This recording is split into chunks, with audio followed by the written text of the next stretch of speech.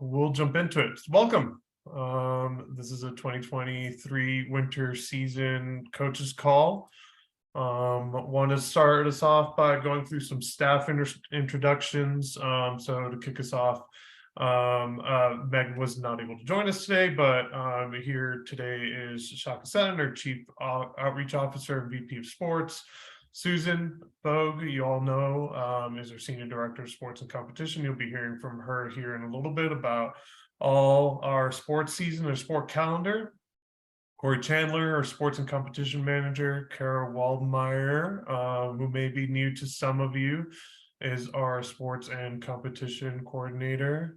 Kara, wave hello. New to the team, I think this is our first winter season as a SoCo staff member. Denise Holstrom is our Volunteer and Coach Development Manager. Some of you guys might recognize her from her days with us as Spectrum's coach. She will be addressing you guys here in a little bit, so I'll have her say hello.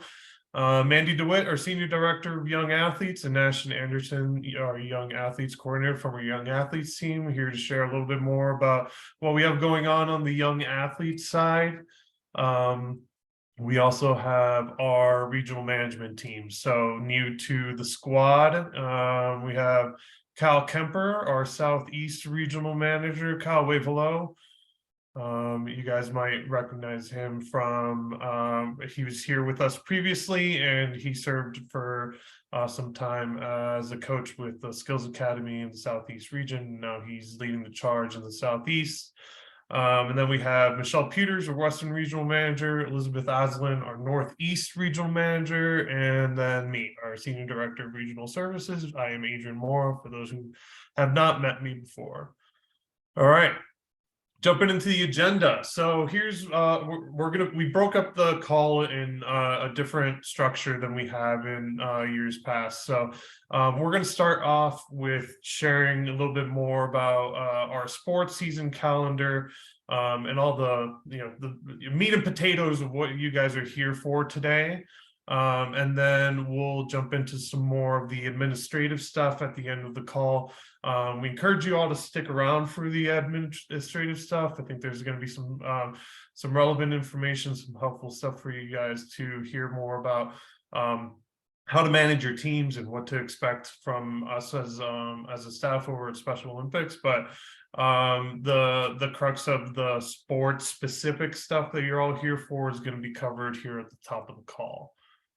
All right, so we're going to jump in it and share a little bit more about a Coaches and Family Summit. So I'm going to hand it off to Denise Holstrom, who I mentioned here earlier. Denise, why don't you start off by saying hello and introducing yourself to the group? Hi guys, like Adrian said, my name is Denise Holstrom. I am the new Volunteer and Coach Development Manager, but I know a lot of you from my days of coaching really well. So it's not it's a new experience, but I know the organization pretty well. But I wanted to reach out to you guys. We have our upcoming Coach and Family Summit, and this is the first time where we're going to have coaches and families. So what it is, it's on January 8th, Sunday, January 8th at Parker Fieldhouse. The first part of the day is going to be solely for coaches like yourselves, and we're going to offer sports specific training. So some of the ones we have locked up are powerlifting.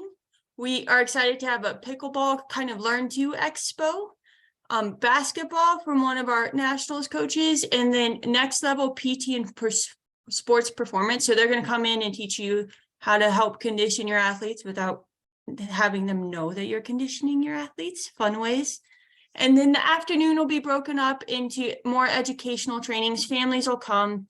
We're launching our de-escalation training for the first time for coaches, which is very exciting.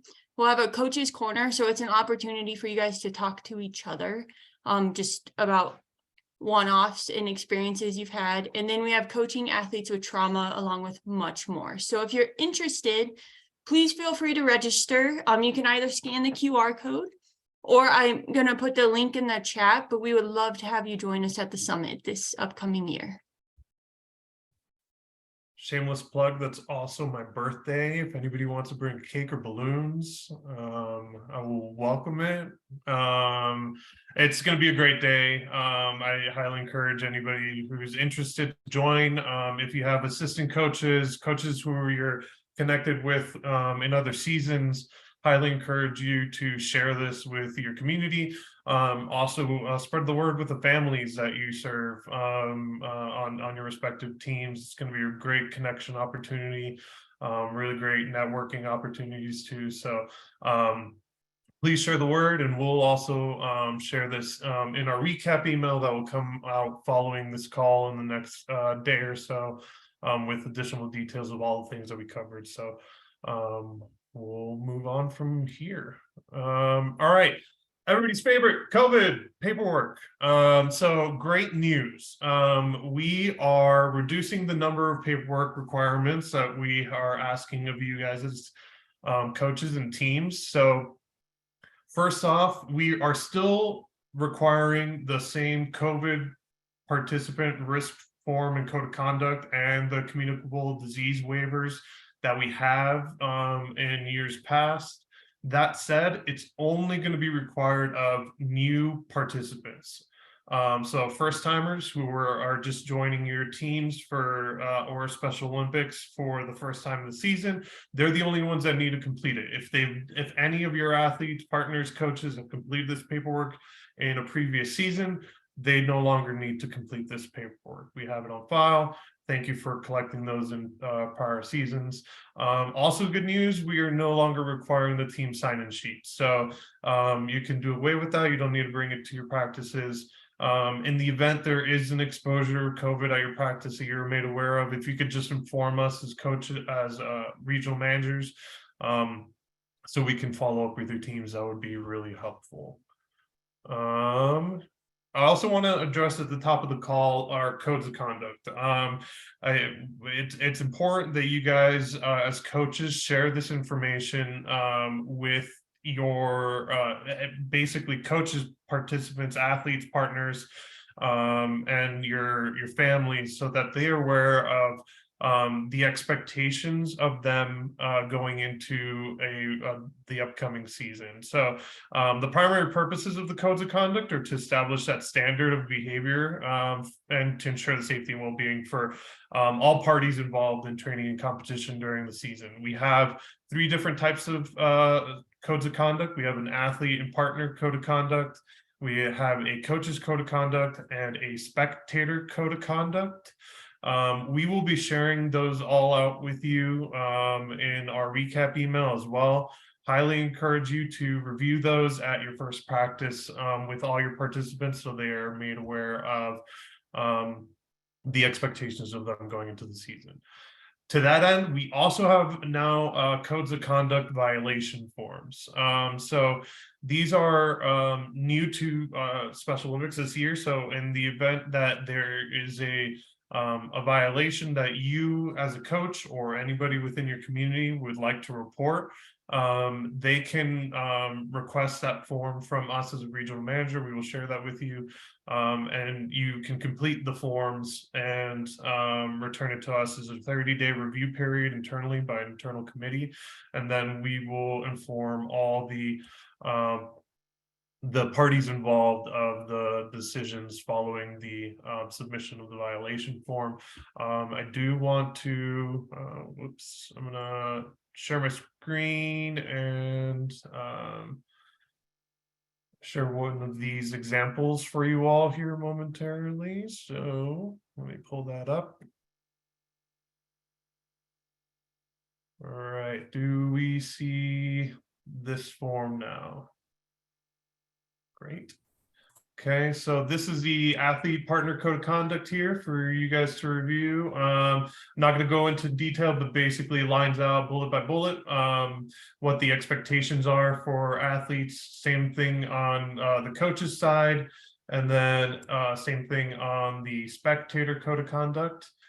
We also have the violation forms. So this is what you would complete and return to us, basically just noting the what the nature of the violation was, when the date occurred, the location, describe the incident that occurred, and then also the parties who were involved and the parties who witnessed the event, so that we can communicate with them as well. The coach code of conduct violation form looks very similar to this, and then you can just share that with us as a regional management team for us to review upon a violation. So I did want to inform you guys that that was available for you all moving forward. So we're gonna move on from here. I'm sharing my screen again, back to the PowerPoint. All right. And also want to share principles of meaningful involvement. Those of you who are basketball coaches, you guys are very familiar with this, but principles of meaningful involvement basically defines that everybody plays a meaningful role on a team that includes unified partners and athletes, and that they're providing a fair and even experience for all parties involved, and making sure that everybody has a valuable role, and avoiding the heightened risk of injury. So we will share that document of what principles of meaningful involvement means in that recap email as well. I'm going to stop here and I'm going to kick it over to the fun stuff. So Susan, this is your part of the show. I'll take it from here. Awesome. Thank you so much. And we're excited to see so many coaches ready for the winter season. I think there's like a slight dusting of snow, which gets me excited. For those of our snow sporters, I talked to some of our volunteers that were up at Copper today, and they said the snow was coming in lovely. So excited to hear some of those pieces as we get into our winter season coming up here. So here's our calendar. I don't know that I'll necessarily read through kind of all the pieces of it, but you can see that February 10th and 11th, that's when we'll be on the Western Slope for our winter games. And then February 13th, we'll be at the Front Range. We'll be back at Eldora for that event as well. Entries will be due for those January 19th. If you don't have times for those, that's okay. Do your best, obviously, with the snowshoe cross country times. As far as downhill times, for those of you that are training at Copper, we can pull those from our training, and or what we've done in the past is used last year's times as well. So I'm going to get into entry forms in a little bit here, but just wanted to cover that. And then moving forward into the state event, you guys won't need to resubmit any entry forms. What we'll do is I'll send you a roster. You'll let me know who's attending, and then we can update scores as needed for that. Moving into basketball, we will be hosting a Denver High School basketball tournament on February 17th. If there are teams in the Northeast or the Southeast that would like to come to that tournament, that's not a problem at all. Our Denver regional tournament got too big that we just pulled some of those teams out. So just connect with your regional manager or the UCS team if you want to attend the Denver High School one if you're not in the Denver region. February 18th, we'll be out on the Western Slope. We've got a lot of basketball that weekend. February 18th, we'll be on the Western Slope and up in the Northeast with the locations noted on there. All of our basketball entry forms, just so you know, are going to be due Thursday, January 26th. And that'll be, we'll talk through that. That'll be rosters and, with birth dates and forms and ratings and all those pieces as well. You'll notice another column on there, and that's the scratch deadline. So that is the last day that we will accept paperwork for athletes to be able to participate in the following event. So for example, those of you that come out to Sunlight on Wednesday, February 2nd, if there's not a valid Class A on form or athlete medical application on file for anyone, they will not be able to attend the games the following week. So we appreciate getting ahead of that. We're going to try to get you those reports out as soon as we can so that we can all get ahead of paperwork as well. Can move on to the second half of the winter season, Adrian. I thought you were going to make me do it from memory. I was like, wait a second, I might not be able to pull that one off. You slowed it in. February 19th, we'll wrap up that weekend with the Denver Regional Basketball. And then February 26th, we're going to be back at CSU Pueblo for the Southeast Regional Basketball Tournament. That wraps up our regional season. Moving on to state, our state winter games will be March 4th and 5th. We will be running a 2-day competition again. Saturday, we'll be racing the Super G. Saturday evening, we'll be doing opening ceremonies and a victory dance. And then Sunday, we'll be having competition. Snowshoe competition and cross-country competition. Prelims for the shorter of distances will take place on Saturday. The longer distances will just compete once, and then finals will be on Sunday. So if everybody planned to compete for 2 days at the state winter games this year, which is super exciting, we're really looking forward to being back for that. And before anyone asks, as soon as I get code for lodging, and as soon as that gets squared away, we will send that information out to all the parents as well. Okay. Then we are moving on to our state basketball. That'll be March 10th. We actually bumped it up a weekend this year just to try to move around some of the spring breaks. I know it's not possible and we're going to always catch somebody, but that'll be on March 10th over at Gold Crown. And then March 18th and 19th will be the state basketball competition. And that'll take place at Colorado Academy. For all the state events, and then, sorry, to wrap that up, also on March 18th, we'll have our state figure skating and speed skating championship as well. For all of the state events minus figure skating, you guys will not need to redo entries. We'll just be updating and checking rosters that advance from regionals to state. Okay. And then just a reminder, all entries need to be submitted to entries at specialolympicsco.org. Okay. You can head along, Adrian. Just working on it, I promise. All right. Next up is the competition page, and Adrian, hopefully you can be able to link to that page so I can just get your guys, we can get your guys' eyes on that. It looks the same as it has the past couple of years. We'll have the sport right on top there. We'll list out the events, and then we'll have all of the SOCO rules, entry forms, SOI rules, and all those pieces as well. Is it trying?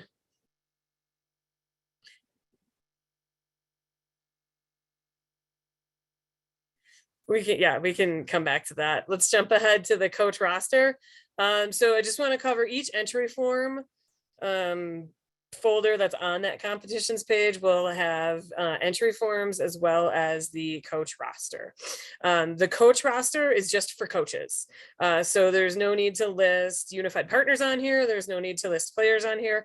It's just going to be the individuals that are going to be acting as coaches at those events. So for example, for basketball, it's going to be the 2 or 3 coaches that you have on your bench, and that's who's going to be listed on here. Again, you don't need to list anyone other than coaches on here. And I would just like to draw attention to the date of birth column. It makes it a little bit easier for us to start the process of checking their paperwork if we have the date of birth. It also eliminates that element of, oh, hey, so-and-so, could we get this date of birth and this date of birth, and then all the back and forth. So if you're able to capture that ahead of time, that's super helpful for us. We appreciate the efforts to make that happen as well. Okay, moving along. This is our alpine skiing and snowboarding, just some hot topics we picked out. I'm not going to read through this. You guys are able to read through everything. A few things I just want to touch base on are, obviously the suggested equipment, dressing appropriately for the weather. And then all athletes need an FIS race helmet. I know a few of you have asked me. I'm working on what the current deals are that we've got going on through Special Olympics North America, and I'll get that stuff sent out over the next, hopefully this week or next week as well on that. This year, we will be offering the Super G, Giant Slalom, and Slalom all at the state level, all in novice, intermediate, and advanced. And then just keeping in mind, we do offer sit ski, loose tether, and top tether. Another aspect that we offer is the unified alpine and snowboarding. We offer it in both alpine and snowboarding. So basically it's the total time of an athlete and a unified partner. And that's what we use to determine divisions and places. Okay. Perfect. Next slide. Here's just a few notes about the course setup, just as reminders of what everyone's going to be able to look for. Just a reminder, everyone will need to attend a regional in order to attend the state competition in the skiing and snowboarding aspect, and that goes with all the competitions throughout the winter. And then the start command will be 5, 4, 3, 2, 1, go. But those of you guys that'll be at training will have practiced that numerous times. So we can scoot along to the next one.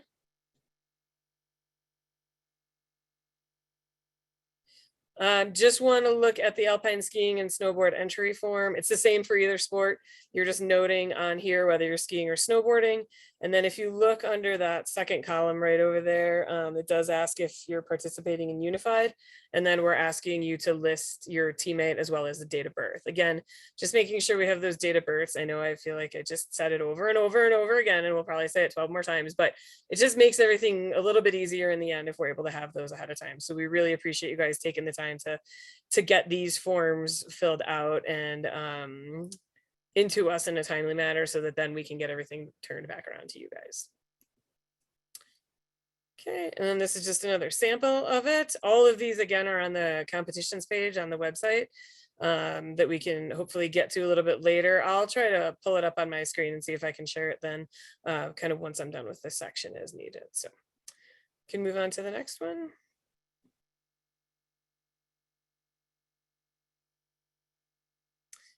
Denise, I stole part of your slide. But many of you coaches have hopefully gotten the information about a 2022 is Alpine and Snowboard Clinic, which I forgot to mention to Denise as well. But I encourage you guys to sign up for this. Those of you that are new, I would really encourage you to sign up for it. It is run by our amazing volunteer crew that comes up each week to run the Learn to Compete program, which I'm going to get to in 1 second. And they will, I talked with Rachel, who's going to be running it up, and they've got a great plan of divvying everybody up based on what levels of athletes they're working with, what levels of skier they are, and get people out on the mountain, out on the course to be familiar with it. Which if you're showing up there for the first time on January with your team, it's definitely, I would imagine, super comforting to know exactly where you plan on going at that point as well. So the information is in here, but I really encourage you guys to sign up. It's really worth the day. It's a wealth of knowledge and information that you will gather from our volunteers. So in addition to that, another piece that we have going on in the winter season is our Learn to Compete program. And this is up at Copper Mountain. It begins January 8th and it will run Sundays and Wednesdays all the way until our state winter games. This is a course that we will set up. We'll set up courses on Fair Play.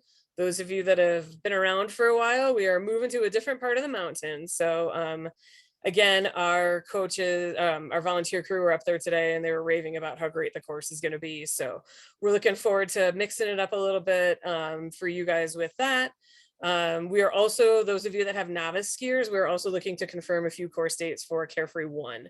It probably won't be those first few weeks, but it will be the weeks a little bit later on in the season. The plan to Learn to Compete is that our volunteer goes up there, they head up there and they run each week like a race. So they'll set the courses, they'll set timings on Fair Play, and each week they will set a different course, whether that's giant slalom, or Super G, so that everyone has a chance to be involved in those pieces. What we'll probably plan to do again is give you guys a time slot. We did that kind of after COVID and it seemed to space everybody out a little bit more. So we'll give everybody a time slot of ideally when, your groups can be at the course to be training. And then we just ask everybody to be flexible as everybody's trying to race through. But it's a great chance to get pointers from our volunteers to really work on the lines of the courses. It just is really a great opportunity to build your skiing skills. And then obviously at other points in the day, you can explore the mountain as needed. So for those of you that are interested in that and you have not completed your ticket request or did not receive a ticket request, please do so or reach out to myself or your regional manager as well. And I know another hot topic, busing, I will share details as soon as I finalize them, hopefully by the end of the next week. I am just in a waiting pattern. I feel like nobody wants to call me back this winter season, but we're getting there slowly but surely. We got a mountain and now we'll get some buses. So any questions on any of those pieces? Susan, I have the competitions page up if you want to go back to that. Sweet. Let's segue back to the competitions page. Right.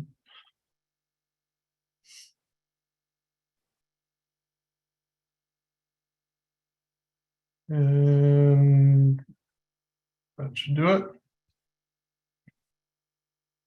Perfect.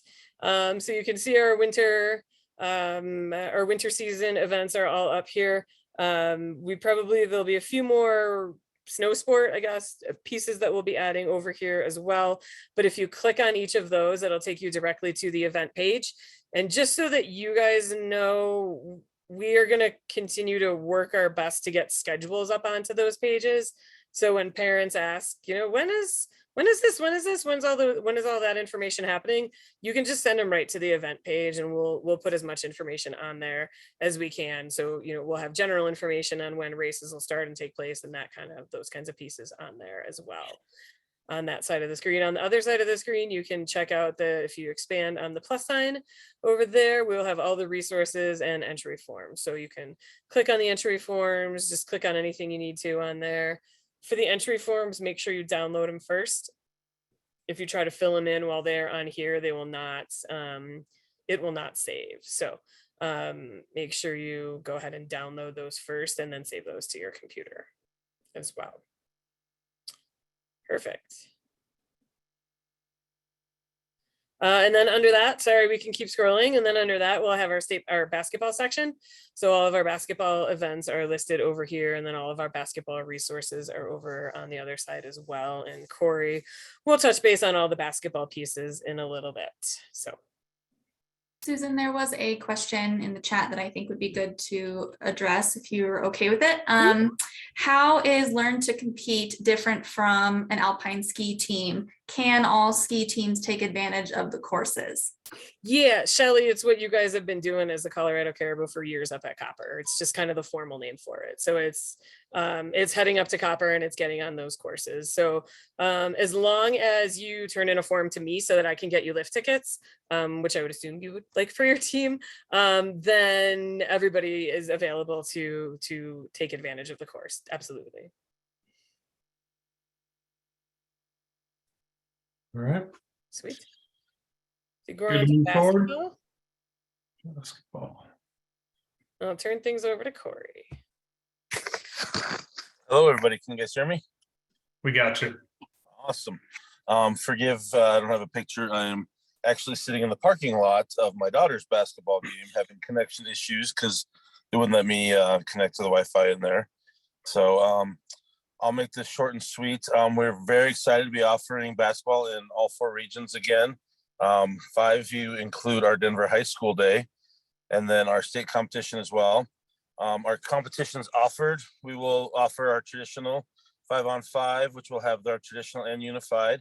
We are bringing back our 3v3, which is a half-court type of basketball, and I do have rules sheet and how that works that's coming later on in the slides.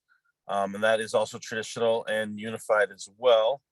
And then we will be doing our All-Star Skills Challenge, which for those who stuck with us during COVID, you remember that was what we primarily did, was an All-Star Skills Challenge.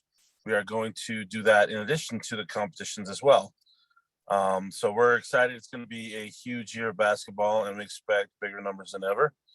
For our team competition, coaches, you will need to assess your team levels, and those have not changed at all. They are 1 through 4. Our level 1 being our highest competition level, which we compare to a high school varsity game. Our officials will call every foul, every penalty, traveling, every violation there is. And then we'll move down to our level 2, which is still very high competition, but we might have a little bit less ability in this one.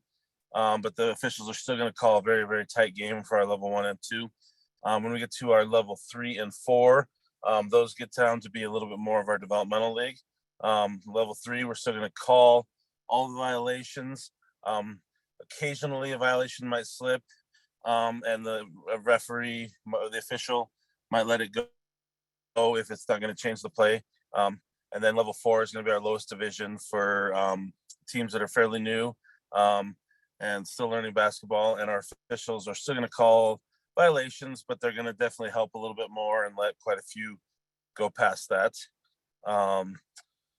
So those are our levels and divisionings. So you guys will be in charge of rating your teams 1 through 4. We will take how you finish and compete at regionals, and then for state competition, we'll try and make the best the best divisions, the best brackets as we can by the results that we get from the regional events. Rosters can have a maximum of 12 players. And our rules really have not changed. The games are going to consist of 4 8-minute quarters, running clock, with the exception of the last minute each quarter. We'll stop. A 1 minute official timeout will be given in between periods. And then each team is allowed 3 1-minute timeouts and 1 30-second timeout. And that's for the duration of the game. So if you call them all in the first quarter, all 4 timeouts, and you're out of timeouts for the rest of the game, it's not like they reset it during the second half. And then if should it go to overtime, you get 1 extra additional timeout for overtime. So no new rules, anything like that this year. We'll go to the next slide, Mr. Mora. And this is our rating, our entry form, which really has not changed either. You guys will see in the top right corner, traditional, unified. Oh, and I forgot to mention, we will have an announcement on wheelchair division coming in January. We're still putting some stuff together, but so sit tight, wait for that. So hopefully we'll be able to offer a wheelchair division as well. And then for our 3-on-3. If you notice, Susan talked about the coaches roster, which she showed first.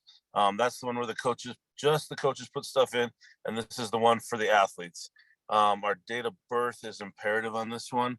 That's how we make sure you're in the system. If we have 2 Joseph Smiths and one's in February, one's in December, they'll differentiate which one's there. So please, make sure that you have the date of birth of your athletes. Mark them athlete and partner.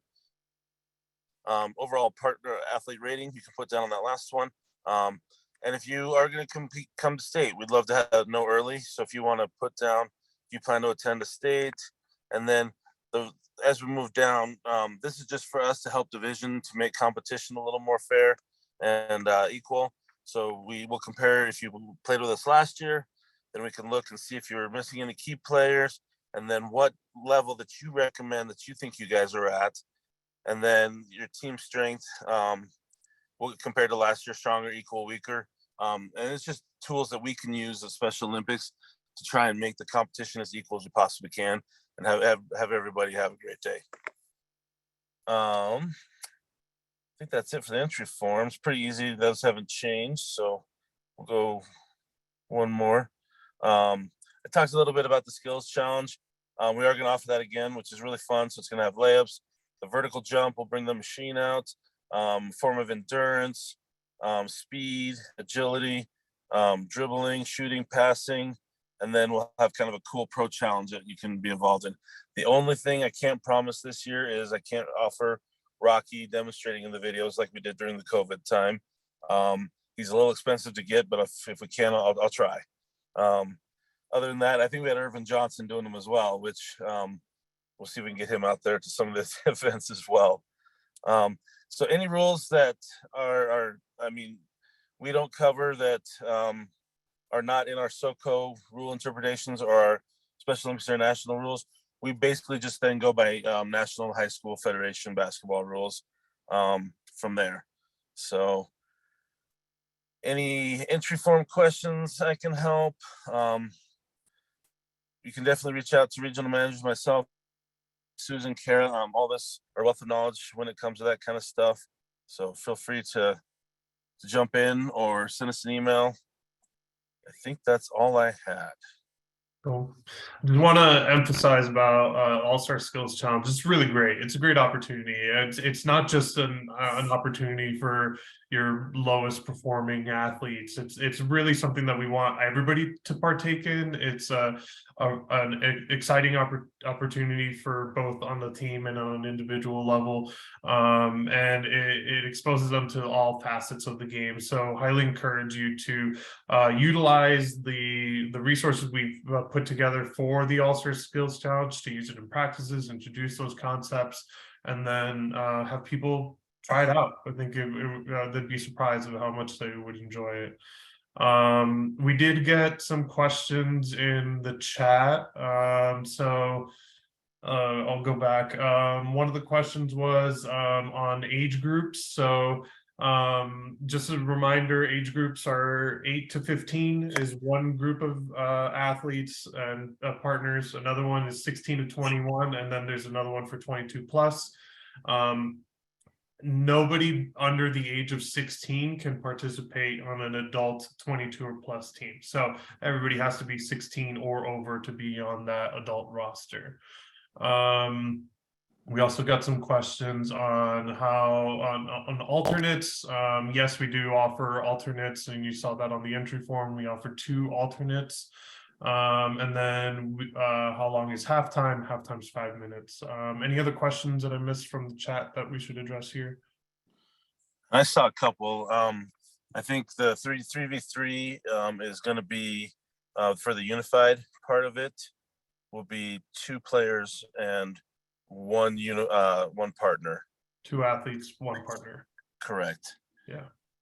And a Yep. roster And size I think we kind of wanted to emphasize too that we want to see some, have that be a good competition based sport as well. So it's not necessarily putting players in there that are beginners.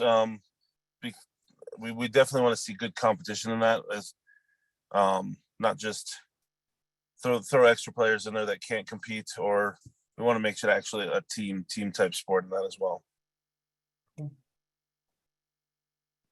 All right. And I think the next slide has the 3v3 rules. It sure does. Yep. So I'm not going to go over all these. You'll definitely have a chance to read these. But it's basically a half court system. And then, so it's still traditional scoring. And then there's no free throws that are done. If there is a foul, the team will who made the foul will turn over possession to the other team, and they'll get it behind the 3-point arc. So basically, anytime there's a change of possession, the ball has to be cleared, which is then taken behind the 3-point arc, and then play can continue on. So it's kind of a fast moving short court game. It really emphasizes the passing, dribbling, and defense, which is really cool. So it's kind of a neat one. I think we did it, Adrian, like 2 years ago, 3 years ago. We had a little bit of success with it. And I know we had a couple of coaches asked to bring it back this year. So we're kind of excited to try it out again. It's kind of a fun one. So the maximum roster is going to have 6 players on there, and then obviously the 2 alternates. And we definitely, I'll let you guys can read all that. If you have any questions, you can reach out to us. But really excited to offer 3v3 again.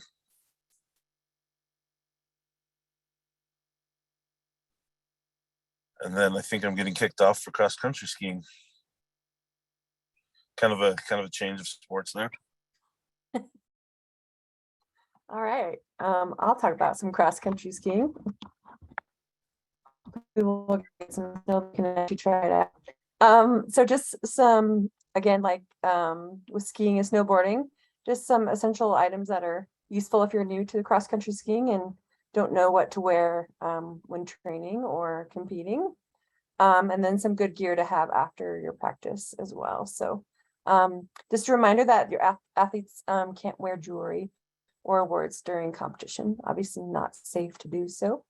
And that they must wear their assigned competition bib when competing. Next slide.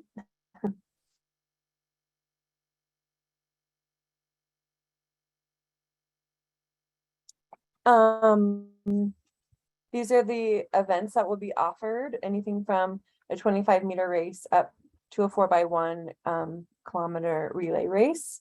And then kind of like with Alpine, the start commands from the 500 to the 1 kilometer is 5, 4, 3, 2, 1, go.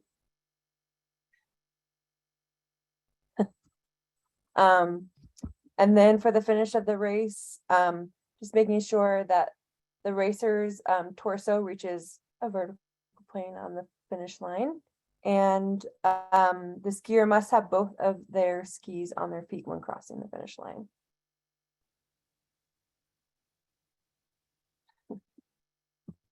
And then a few of the disqualifications that I won't read, but I'll let you guys read those on your own.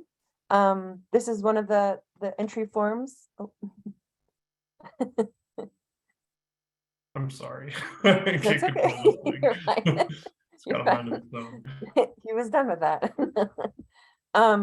Just like the ski and snowboard, just marking if they're athlete or a partner, and having that date of birth is very important. And then if you don't have the times when entering when sending in the entry form, just make sure that you have that before the competition so that we can have an equal race for everybody. Good. Now you can go to the next one.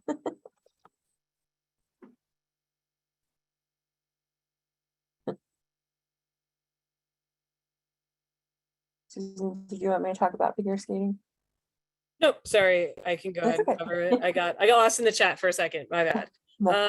These are just some of our figure skating rules. As we mentioned, we do offer a state figure and speed skating program. So here are a few of our figure skating rules. I'm not going to read through all these pieces. If you do have any new figure skating teams, please make sure you're connecting with regional managers so that we can also connect you with some coaches that we've had in the past, folks that help us run our event as well. You can head to the next slide, Adrian.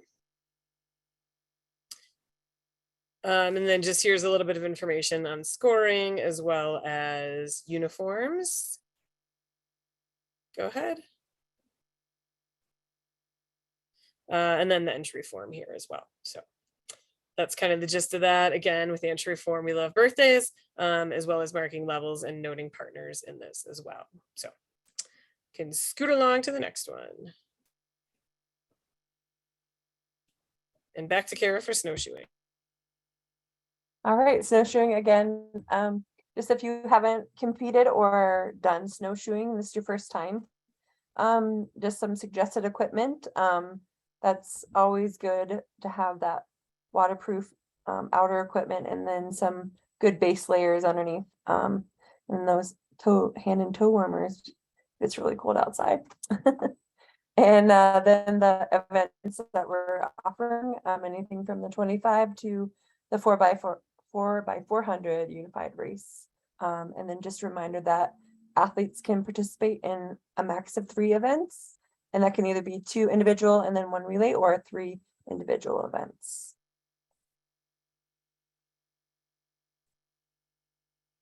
I won't go over all these, but just how the start of the race works. Again, making sure that all the competitors have their assigned numbers that's visible to the officials. How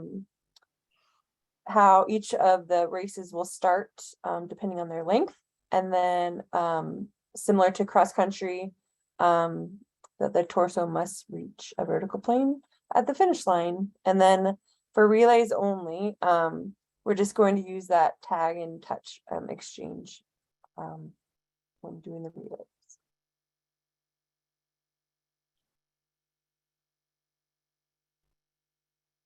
And then the entry form, same as all the others, whether they're athlete or partner, and then that important date of birth, and then which events they're going to be competing in.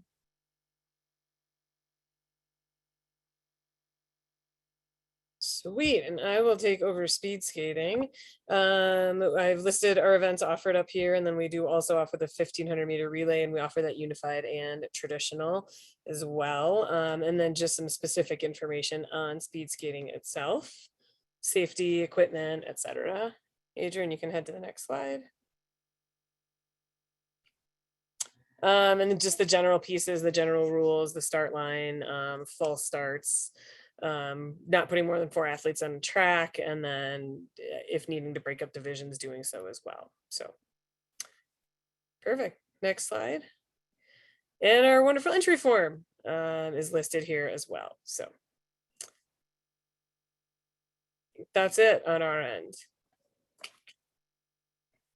Why don't we pause here? Any questions on sports competitions, rules, entry forms, any of that before we shift gears to some of the other programs we have moving forward?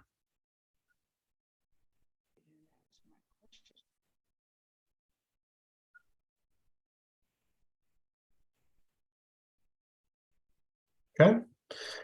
We will move on. Young athletes, Mandy, Ash, either one of you guys want to take this one? Sure. Thanks, Adrian.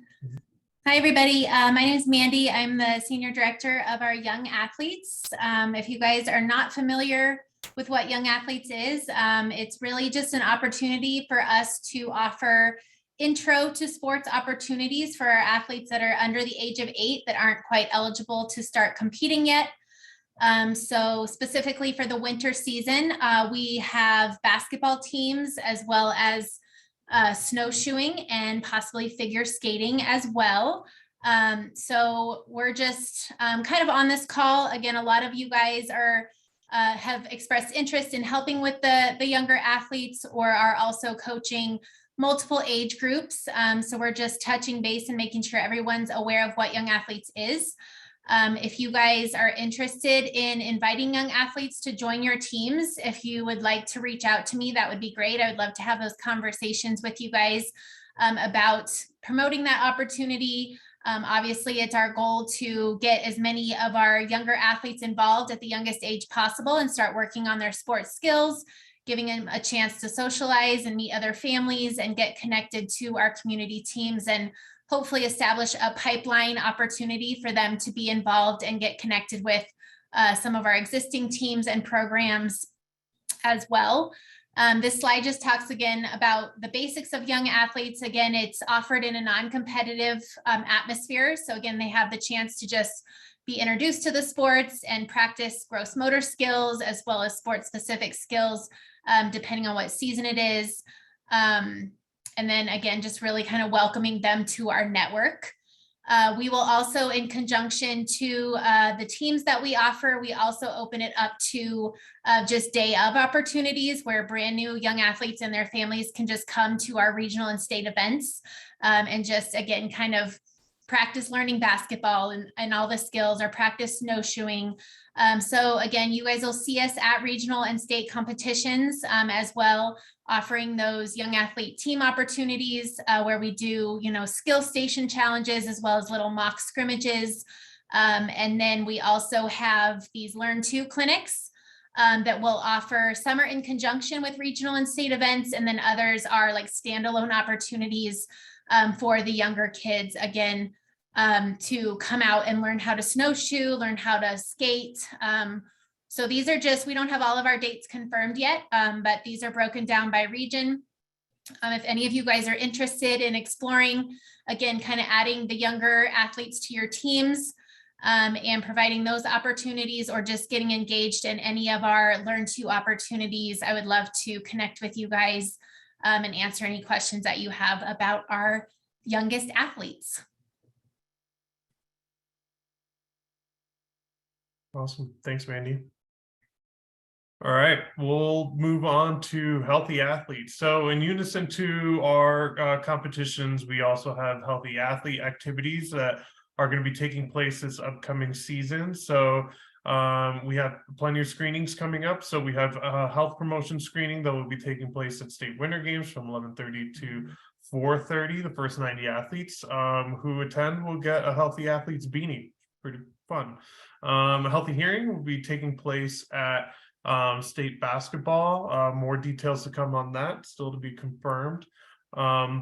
We also have winter season performance stations that are going to be held near the playing field, where they're going to talk about nutrition, hydration, physical activity, and competition readiness. And these are going to be in direct connection to fitness and sport performance. And they're going to be offered at each of these regional competitions: basketball, Denver, Northeast, and Western region competitions.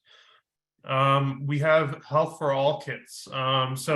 At awards, athletes will be receiving these really fun kits. We started introducing this earlier this year. These kits will include hand warmers, Kleenex, hand sanitizers, and first aid kits. That's going to be available at state figure skating, speed skating, Front Range Winter Games, and Western Winter Games. And then we have some Western Season MedFest screenings. So we're going to talk about athlete applications here in a little bit, but Want to let you know that there are some opportunities for available for athletes to attend in person, what we call MedFest. So these are medical screenings that we provide for athletes to come and get their physical examinations done and help with the on-site support of completing their athlete applications. So if you know of anybody who has an upcoming expiration or needs that individualized support or can't get access to that doctor's visit to be able to complete their athlete application, these would be the perfect opportunities to direct them to. And you have some details here. So Saturday, February 4th, we have one here in the Denver region. 25 slots are available. And then one coming up in the Southeast region. Registration links are here. And we will send all this information of the recap of the slide in that that post recap email so that you can sign up for it if you have anything to share with your Cindy. Did you have a question? Yes, can you? Read you loud and clear. All right, I think we lost you, Cindy. Here we go. All right. Yeah, I had a question. When is the All-Star Basketball Clinic? The All-Star Skills competitions will take place at both regionals and state competitions. Oh, okay. Mhm. Nothing prior to that? No, we do have some Learn To activities through young athletes, if that's what you're referencing to. That's for 4 to No. 7-year-olds. No, this is for a 45-year-old. Yeah, it'll just be at the regional competitions then. Well, he's never played basketball before. Excellent. Then this would be a perfect introduction for him. So encourage him to take that opportunity to participate in the All-Star Skills Challenge. Thank you. You're very welcome. We've talked about fitness captains in the past. These are opportunities for your athletes to take elevated roles within their teams and serve as leaders in training in their fellow athletes in warm-ups and cool down techniques leading up to competition and practice. If you have any athletes on your team who are interested in taking that next step forward and learning more about how they can become a fitness captain, we have some details here at the bottom of the screen on how they can sign up.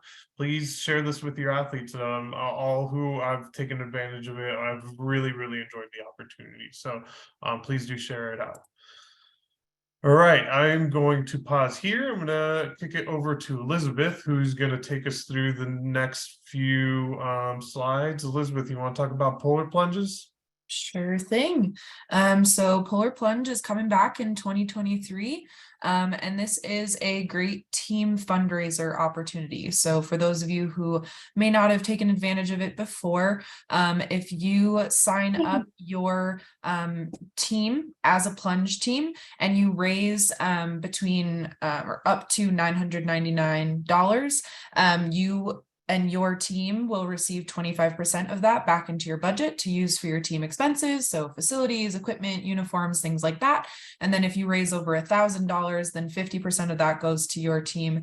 And with that revenue split, either the 25% or the 50%, the other portion of that just goes back to the general Special Olympics budget to use for competitions and things like that. The registration will open up on Monday, December 12th, and this link will be in the slides when we set it out, but you can always go to our website, and then under events, Polar Plunge has its own section. So we offer it, I believe, in 9 different locations across the state throughout the spring. We have a couple in each region. So it's a great opportunity to fundraise for your team, cover some costs of some things, and yeah, any questions about Polar Plunge, I guess, before I move on to the next unrelated thing? Those of you who fundraise to cover your costs for your winter season training, basketball, skiing, etc., or beyond, Polar Plunge, really great way to kick off your year, do some crowdsourced fundraising, really easy to execute, and it's a fun day to participate in. So highly encourage you guys to take advantage of it, and please reach out to your regional manager if you have questions on and would like to learn more. And if there's anyone who doesn't want to plunge, there are multiple plunges that also have a 5K walk run.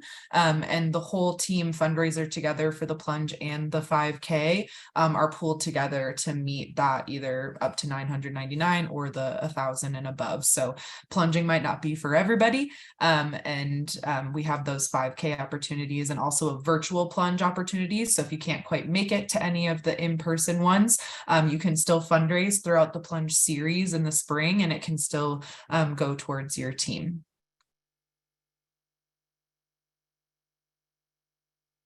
All right, more fun stuff, completely unrelated to polar plunge. So we use a lot of terminology here at Special Olympics. We just wanted to create this breakdown of these different terms of registering, the athlete application in the Class A, and then the entry forms. So register or seasonal registration is what it sounds like. It's seasonal and it's sport specific. So it is pre-season, what everybody's been doing leading into the winter season. Athletes and partners register and get put on a roster.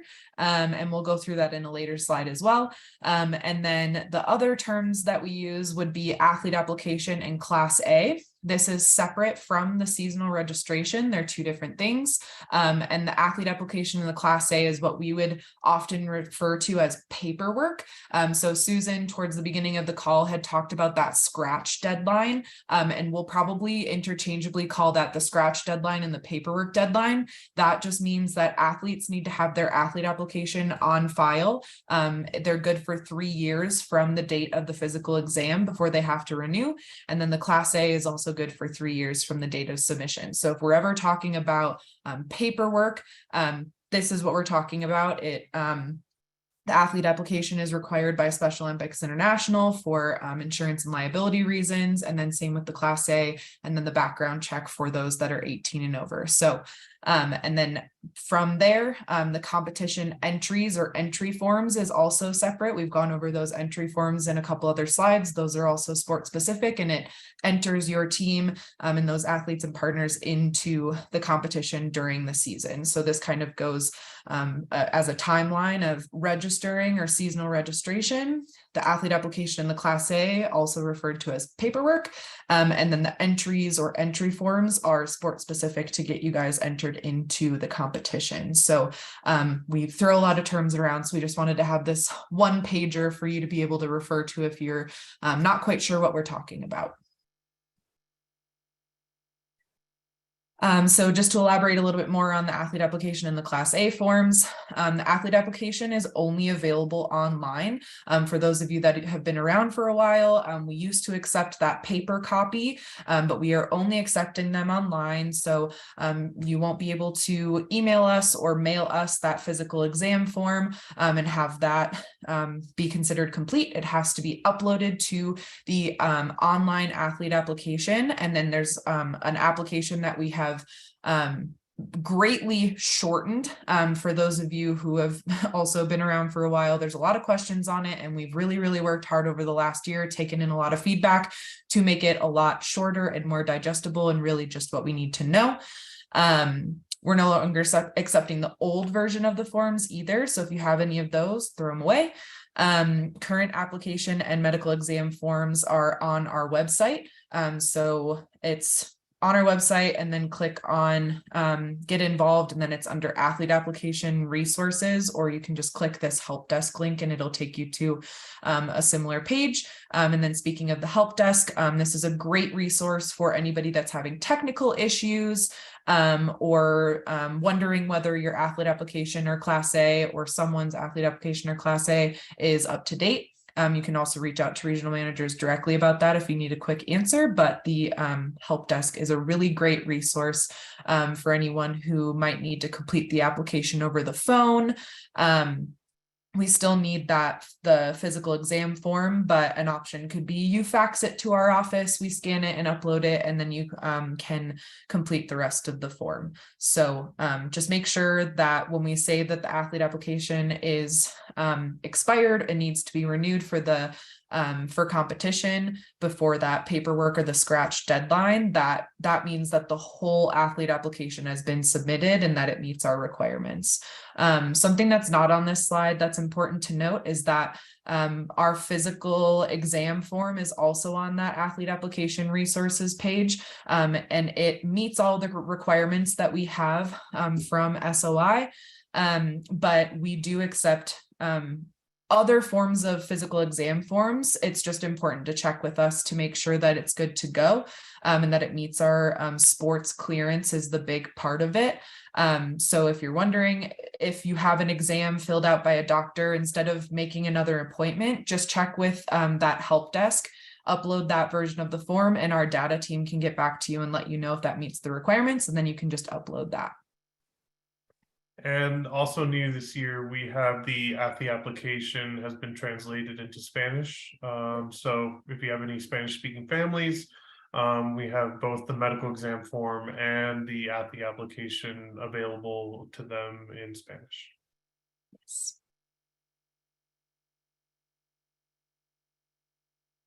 Kyle, you're up. All righty. So certificates of insurance. I know a lot of you coaches already have dealt with this in the past. For those of you that are new on board, certificates of insurance are needed for a lot of practice facilities, whether it be at a school or a community spot, just wanting to cover their bases. And so that can easily be done through your regional manager. So all you got to do is just submit the information that they'll need, that being a good contact, email, phone number, and the address of the location and the name of the location or park, and we can get that in and submitted for you. Keep in mind that COIs renew every year, so start January 1st. The new insurance policy will kick in, and we will need to submit a new COI form for the 2023 year coming up. Feel free to submit the request. If you have that spot locked in already for the upcoming 2023 year, you can submit that request to your regional managers, but we won't be able to issue that until that new policy kicks in starting January 1. And next up, we have incident reports. Again, something that some of you guys have dealt with before, not super common, which we're thankful for, but just in case, wanted to go over it a little bit. So in the event of an injury, accident, or incident practice, please notify your regional manager within 24 hours. If outside medical attention is required, please be sure to try to call your regional manager immediately once they are in good hands and moving in the right direction, either towards a hospital or whatever it might be. Incident reports will need to be completed by a coach and submitted to your regional manager within that 24 hours of the incident. And incident reports are going to be submitted to the American Specialty Insurance, who will contact injured parties directly to follow up with that and take any further action.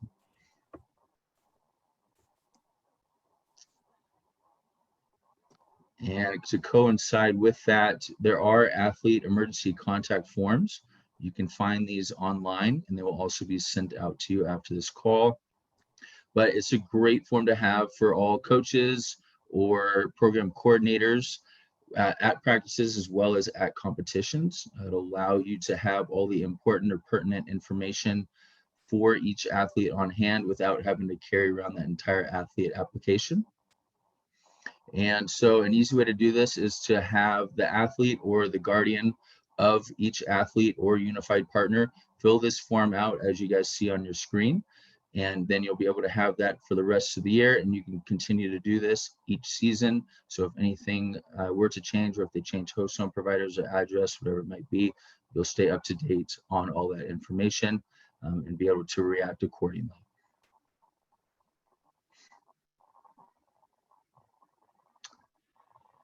So moving forward, we're going to touch base a little bit on event arrival and departure. There is a document that is online. I believe it will be sent out after this call as well. And it is something that you guys can use as resources for coaches and program coordinators to give to parents, athletes, unified partners, whoever it is that might be doing the transporting that day or to practices for events. These documents online will go through the do's and don'ts for each athlete or unified partner or parent. Again, whoever's doing the transporting goes over different legality reasons for proper timeframes at events and practices. It also goes over the respectful aspect of it, as well as logistically and other avenues on top of that as well. It's a great document for you guys to look over. I highly recommend it. You guys can pass it around, have people acknowledge it and sign it. You guys can collect that. It is not a mandated document though. It could be used as a resource if you wish as well. Ultimately, we created this document as a way, as a resource for you guys, as coaches, specifically with you in mind, knowing that often the burden of responsibility around transportation for an athlete can fall on your shoulders. This document basically just outlines a kind of more respectful scenarios for families and athletes to take consideration of your times as it relates to practices, so that you're not sitting around for 2 hours after a practice to make sure that Johnny has a ride home, and that Johnny ensures that he has a ride leading up to him attending practices. So we'll share this document with you guys after in that recap email, but if you have any questions on this, feel free to reach out to the regional manager. Thank you, Adrian. I appreciate that. And some important links, again, to be sent out, also can be found online.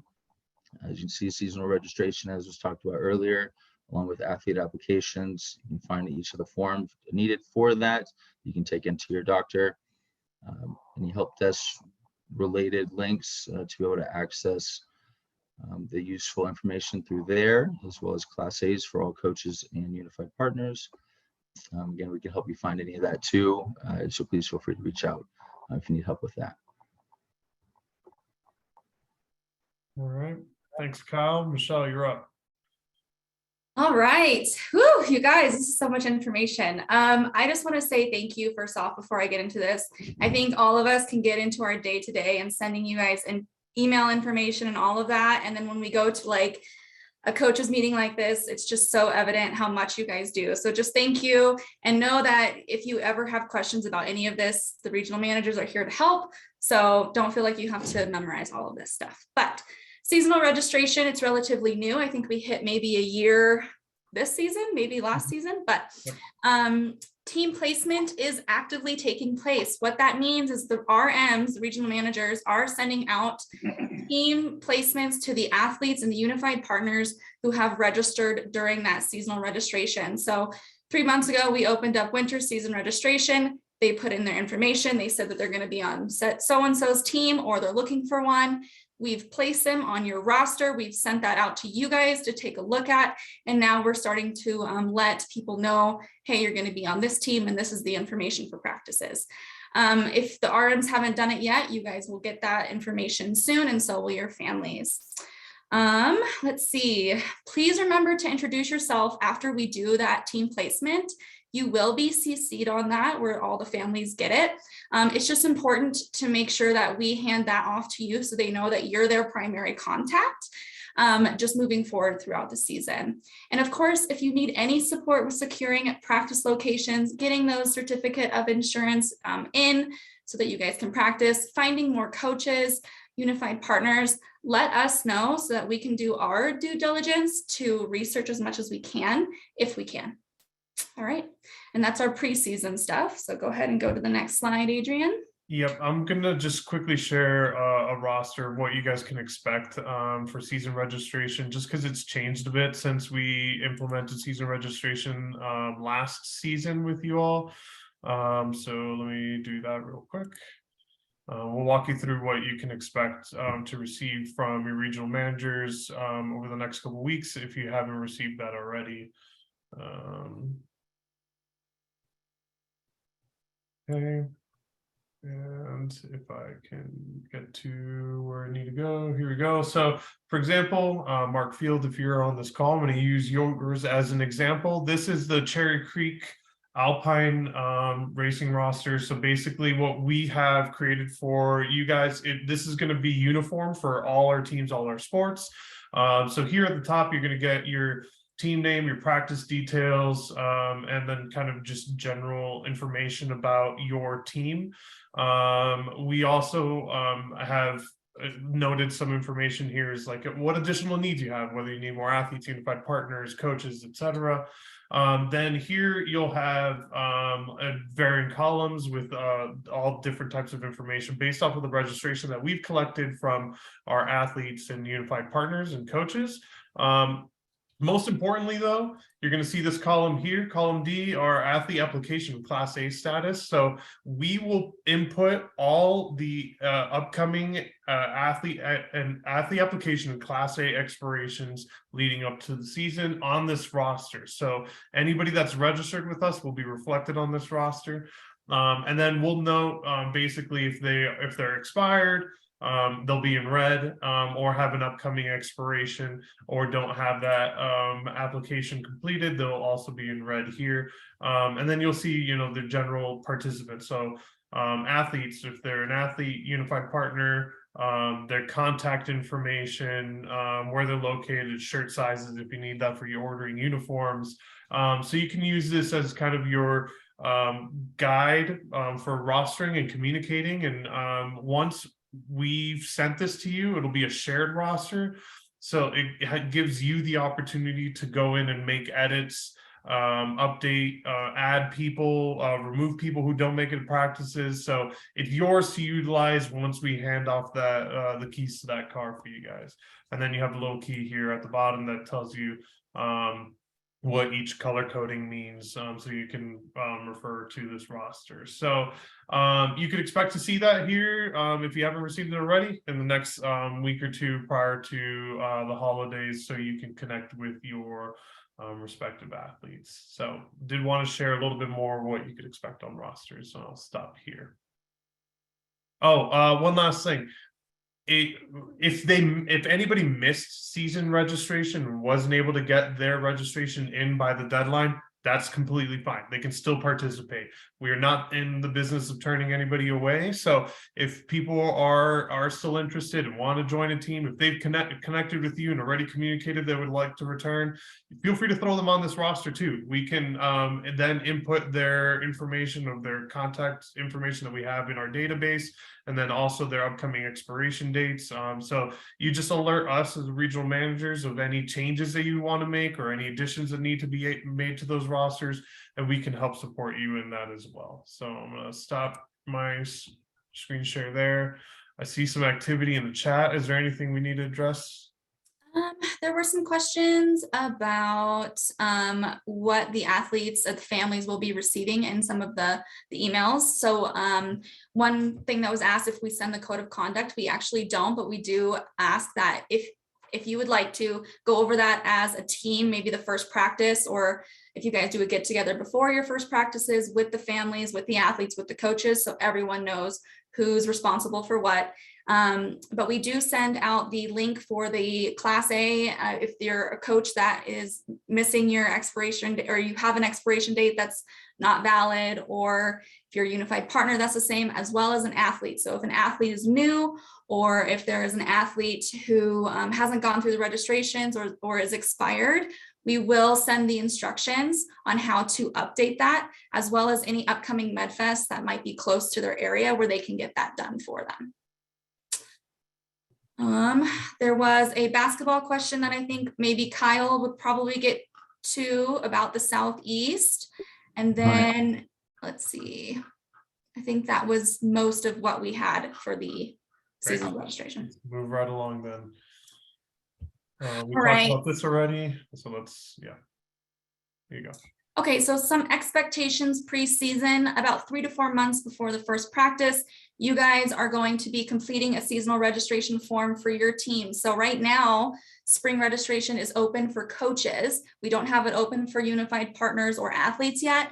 And this is so you can get your team information, your coach information in, and then we can add that so that when the athletes are registering, they can easily see your name or your team and register for your specific team. So that's going on right now for spring. This happened 4 months ago for you guys in the winter, but just keep that in mind as you move through the year and if you have more sports. 4 to 6 weeks before practice, we got the team roster sent to our coaches for renew. That's what Adrian was just kind of talking about. It's a shared roster that both your RN can see and you. So if you add someone in there and want us to check their expiration date, send us an email. And then again, if we add someone to your team, we'll send you an email.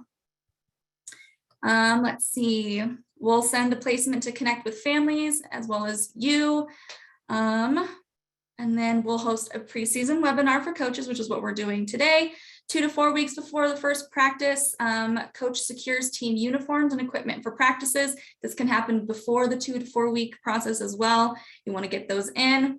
And then 1 week before the first practice, communicate any updates or practices, or I'm sorry, updates on practices or season to the team so that they know where to go. In-season expectations, 8 weeks prior to the state competition, you guys are going to be practicing these weeks. Submit any new roster additions to your regional manager so that we can make sure we have what you need to let them know if they are valid or not. We don't want someone to fall through the cracks and learn about their expired medical date and then they can't compete. So that's what we're trying to avoid. So there's a clear communication between you guys and the RMs. You guys are going to be providing continuous support, reminders, communication to your athletes, partners, coaches, and families, just to make sure everybody knows where everyone's going for the state and the regional competitions, as well as just their paperwork needs and all of those different things. Okay, 2 to 3 weeks prior to regional competition, we got your entry forms that are due. So those are those fun little things that you send into your regional managers so that we can put you guys into the correct division for the event. And then just make sure to include those birthdays, you guys, because we don't know if Joe Smith is born in 1959 or if it's the Joe Smith that's born in 1962. And then make sure that you indicate if they're an athlete or unified partner, because again, we do have some very similar names and dates to those. Let's see, athlete applications and class A's need to be in by that time. We want them in way before the event even starts because it's way too complex to try and take those forms because things get lost if you're trying to put that in the day of. We just can't do that anymore. And we just want to make sure everything's clean to go through. Okay, what else do we got? 1 to 2 weeks after state competition, results are sent to the coaches and they are also put on the Special Olympics website under the competitions side on the website. And then we also do a champion highlight show, which came out of COVID. It's a great show that we highlight athletes and the season. And then that's on Facebook Live and YouTube. And then check the SoCo event calendar for exact dates and times. I think that's it. Oh, and follow us, you guys. We have newsletters. Each region has their own specific newsletter so that you know what's in your area. There's also Facebook pages for each region. Sometimes there's Instagrams. The more you know, the better. So we just want to try to make sure that you know it. And share this with all of your participants, your athletes, your partners, your coaches, families. This is the best way to stay informed on all the things that are happening in your respective regions. And they go out monthly at the 15th of each month. So please do sign up if you're not already. And that concludes all the content portion of our call. We'll give it open for Q&A here. So if anybody has questions, feel free to stick around. Otherwise, you're welcome to part at this point, but we're happy to take any questions that you might have at this point. We'll monitor the chat as well.